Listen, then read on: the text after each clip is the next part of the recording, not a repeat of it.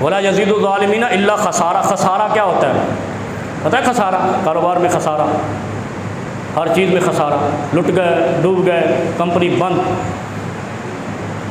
ये खसारा कहते हैं। तो इस खसारे का मतलब क्या है? फिर अल्लाह उसके ईमान का खसारा, उसके ईकान का खसारा, उसके माल में खसारा, उसके सुकून में खसारा, उसके इत्मीनान में खसारा। परेशान ही परेशान। ये परेशानी के आलम तो है जो उन्होंने किया है। उनकी बीमारी उनके अंदर बढ़ती जा रही है। खौफ, कुरान की सच्चाई का खौफ उनको तंग कर रहा है। अगर कुरान की सच्चाई का खौफ ना हो तो क्या ज़रूरत है? कभी सोचा आपने? इसका मतलब है ये कुरान का उसूल अच्छा है, बेहतरीन है कि जो लोग इसके साथ चिमटे रहते हैं, मुंसलिक रहते हैं, खुदा उनको उनके दिलों को शिफाएँ देता है, उन पर रहमतें नाज़िल करता है, वो तहम्मुल बर्दाश्त और सब्र से काम लेते हैं। और जो कुरान से पहलू तही करते हैं, पस से पुश डालते हैं, खुदा उनके अंदर गैज़ व गज़ब की बीमारी डाल देता है। वो खसारे पे खसारा, खौफ का शिकार रहते हैं, बेइत्मीनानी का शिकार रहते हैं। और यही स्वीडन में और इन मुल्कों मगरिब में हो रहा है। मगरिब इस वक़्त अहले इस्लाम से खौफज़दा है, तभी तो ये हरकतें कर रहा है। शिकस्त खुर्दा हो चुका है ईमान में, पूरी एटमी कुव्वतों के बावजूद मुसलमानों को शिकस्त नहीं दे सका। फिर मुसलमान गर्दन निकाल के खड़ा जाता है, आजा तेनू पूछा। आज भी मुसलमान उसी पोजीशन में है। 20 साल बारूद बरसाने के बाद फिर अफगानिस्तान आबाद है, फिर इराक आबाद है, फिर शाम आबाद है, फिर लीबिया आबाद है, फिर सूडान आबाद है। इसका मतलब है मुसलमान कुरान के साथ है तो शादो आबाद है, और अगर कुरान से धोखा करेगा बर्बाद ही बर्बाद है, जैसे तुम हो। पाकिस्तान का मतलब क्या?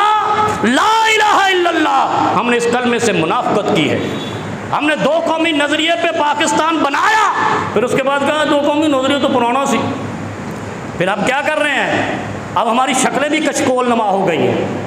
अब हमारी शक्लें देख के दुनिया कहती है मंगन आया है। ऐसा ही है, हमारा वज़ीर-ए-आज़म भी कह देता है ये। जब लोग मुझे, जब मैं जाता हूँ तो सलाम लेके समझते हैं कि उधर बैठ जा, तू मंगन आया उसे। ये हमारी औकात है। क्यों? हमने अपने मुल्क की बुनियाद जिस पे डाली थी उससे मुनाफकत की है। कभी नहीं सुधर सकते, कभी तुम तरक्की नहीं कर सकते जब तक दो कौमी नजरिए को अपने ईमान का हिस्सा नहीं बनाओगे, पाकिस्तान की बुनियाद का हिस्सा नहीं बनाओगे, और उस जगह पे बिल्डिंग दोबारा खड़ी नहीं करोगे जहां 1947 में कायद आज़म मोहम्मद अली जिन्ना ने शुरू की थी। पाकिस्तान का मतलब क्या? ला इलाहा इल्लल्लाह। ये सारे मुहाजिर ये अहमक नहीं थे जो पाकिस्तान हिजरत करके आए, ये तुम्हारा नारा देखकर आए थे जिसके साथ तुमने गद्दारी कर दी है, बेवफाई कर दी है, बददियानती की है, बेईमानी की है। तुमने नारे को पसे पुश डाला है, खुदा ने तुमसे रहमत को उठा लिया है। धक्के खाओ कशकोल नमा लोगो। ये हुक्मरानों के लिए है, आपके लिए नहीं है, माजरत करता हूँ। और तो नहीं होगा तुम सानू ही फकीर बना चढ़िया। क्योंकि इकबाल ने कहा था ये रुतबा बुलंद मिला जिसे मिल गया, हर मुद्दई के वास्ते दारो रसन कहाँ, हर मुद्दई के वास्ते फजीलत कहाँ।